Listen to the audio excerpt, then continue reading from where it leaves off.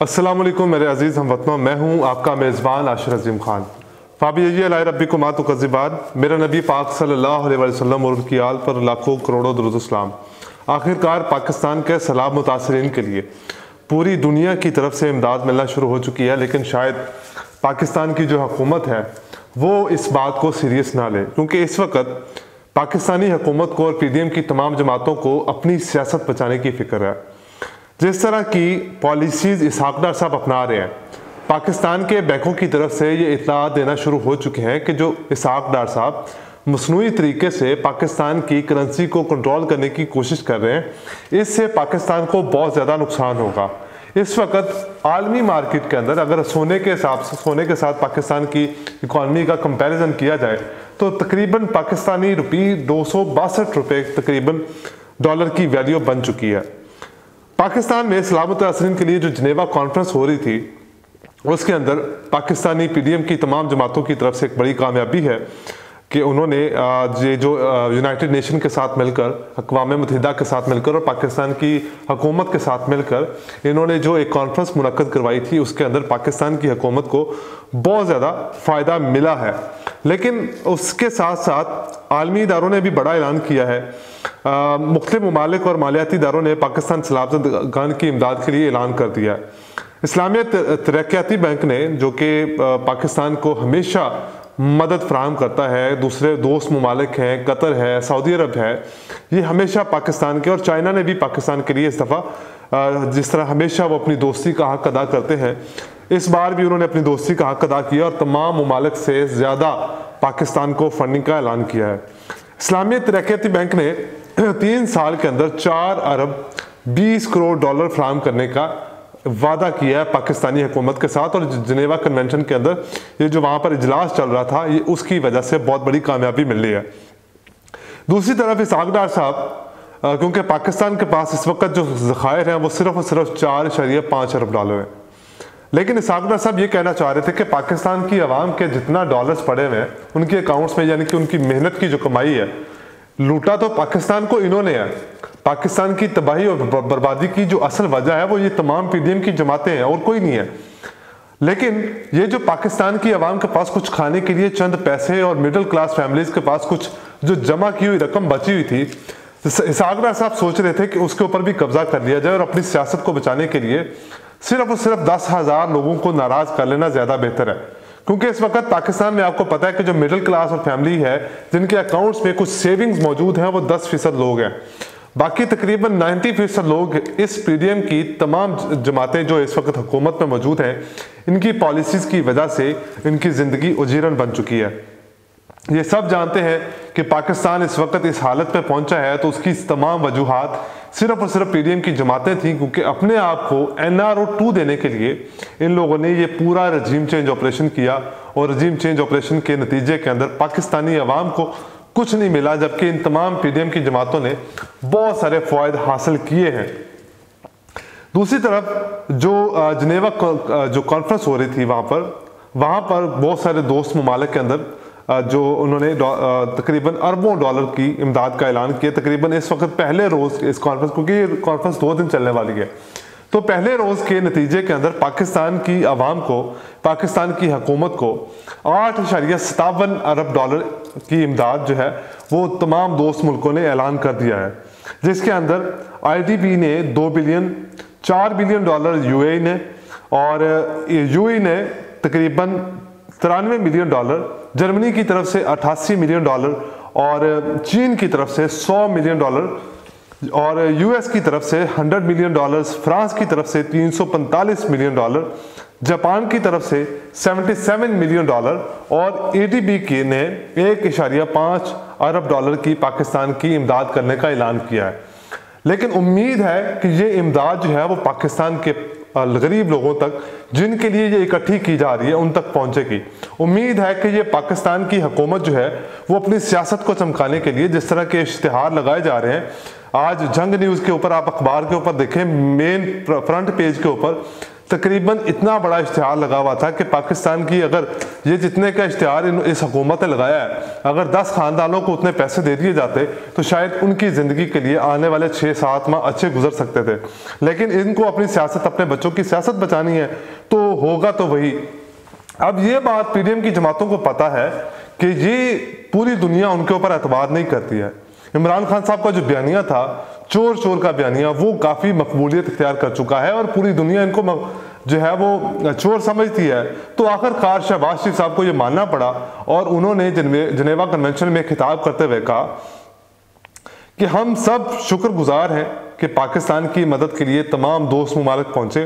पाकिस्तान को 30 अरब डॉलर्स का नुकसान हुआ है सैलाब की वजह से और माहौलियाती तब्दीलियों की वजह से। यह बहाली हमारी जीडीपी का 8% है और पाकिस्तान को 30 अरब डॉलर चाहिए तमीरें नौ करने के लिए और तमाम फ्रेमवर्क बनाने के लिए। पाकिस्तान को तकरीबन 16.3 बिलियन डॉलर्स की ज़रूरत है और इसके लिए हम सब का शुक्र अदा करते हैं। दूसरी तरफ उन्होंने कहा कि हम ये यकीन दिलाते हैं कि ये तमाम इमदाद जो है वो गरीब लोगों तक पहुंचेगी और इसका जो है वो थर्ड पार्टी से ऑडिट भी करवाया जाएगा। यानी कि वो दुनिया को पैगाम देना चाह रहे थे कि ये जो दुनिया समझती है कि हम चोर हैं, ये बिल्कुल सही है और हम इनको एतबार दिलाने के लिए, हम इनको यकीन दिलाने के लिए हमें ऑडिट करवाना पड़ेगा और ताकि पूरी दुनिया जो है वो ये बात सुनकर के थर्ड पार्टी ऑडिट करेगी तो शायद जो हम 16.3 अरब डॉलर इकट्ठे करने आए थे तो शायद इससे ज़्यादा हो जाए। फिर हम इमरान खान का बयानिया थोड़ा सा उसको तोड़ सकें कि वो जिस तरह से बैठता है, लाइव कॉल लेता है और लोगों से अरबों रुपए इकट्ठे कर लेता है, तो शायद हम भी उस बयानिए को पहुंच पाएँ। लेकिन ऐसा पॉसिबल नहीं होगा क्योंकि इमरान खान साहब के लिए जो लोग काम करते हैं वो पाकिस्तान के लिए काम करते हैं और आपके लिए जो काम करते हैं वो आपकी सियासत को चमकाने के लिए करते हैं। तो दोनों चीज़ों में बहुत फ़र्क है। एक अपने मुल्क के लिए सोचते हैं, दूसरी तरफ खैर एहसन इकबाल साहब ने आज बड़ी खूबसूरत बात कही। उन्होंने कहा जी कि हम पाकिस्तान के लोगों के डॉलर्स को हाथ भी नहीं लगाएंगे। यानी कि इसहाक डार साहब, इनकी कोई एक बात जो सच साबित हुई हो, पाकिस्तान का वज़ीर आज़म दुनिया के सामने झूठ बोलता है और पकड़ा जाता है, उसके लिए IMF की जो MD है उसको सामने आकर जवाब देना पड़ता है कि पाकिस्तान का वज़ीर आज़म झूठ बोल रहा है और उस झूठ के नतीजे में पूरी दुनिया के सामने पाकिस्तान को रुस्वा कर दिया जाता है। पाकिस्तान के आर्मी चीफ को दुनिया के सामने भीख मांगने के लिए भेजा जाता है कि जाएं आप जाकर भीख मांगें और फिर कहा जाता है कि हमारी सियासत से पाक फौज जो है वो अपनी मुदाखलत को ख़त्म करे। खुद पाक फौज के जाके मिन्नतें पकड़ते हैं, किसी एक सियासतदान को अकल नहीं आई।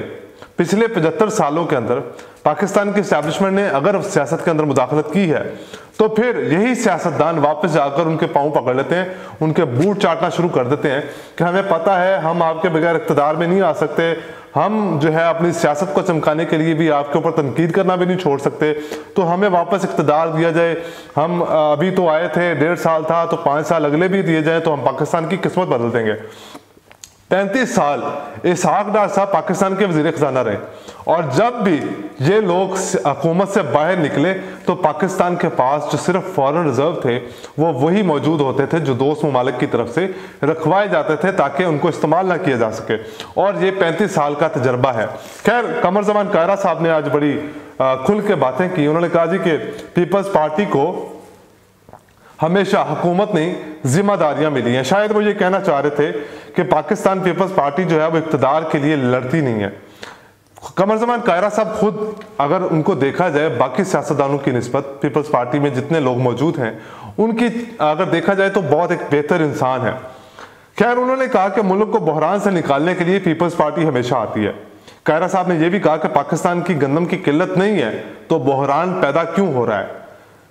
CM पंजाब अपनी बेल्ट से बाहर निकले और देखें कि क्यों आटे का बहरान पैदा हो रहा है। यानी कि सिंध के अंदर इस वक्त तकरीबन 2500 रुपए का 10 किलो का थैला मिल रहा है आटे का, 155-160 रुपए किलो आटा मिल रहा है। और आज वो तमाम सहाफ़ी भी खामोश हैं जो 55 रुपए आटा मिलने के ऊपर फ्री लंगर खानों के ऊपर अपनी जो है वो इमरान खान साहब का गिरबान पकड़ने तक जाते थे। आज वो लोग भी खुश हैं। खैर दूसरी तरफ जो है वो ब्लूमबर्ग की तरफ से भी रिपोर्ट शाया की गई कि शायद पाकिस्तान अगले 6 माह और निकाल जाए और पाकिस्तान 6 माह तक डिफॉल्ट नहीं होगा, क्योंकि इस वक्त जिस तरह से जिनेवा कन्वेंशन के अंदर पाकिस्तान की जो कुछ अरब डॉलर्स इकट्ठे हो चुके हैं उससे पाकिस्तान की इकोनॉमी के अंदर जो स्टेबिलिटी आएगी।